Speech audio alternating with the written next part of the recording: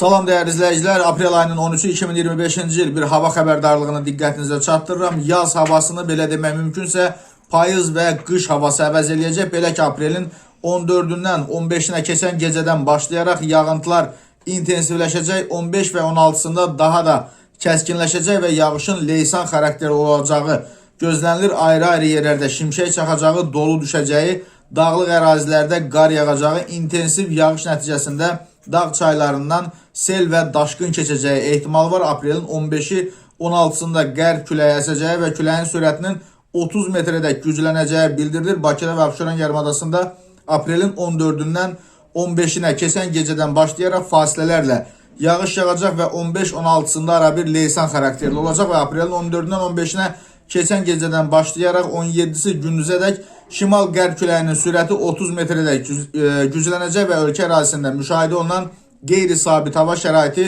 aprelin 17-sinədək davam edəcək.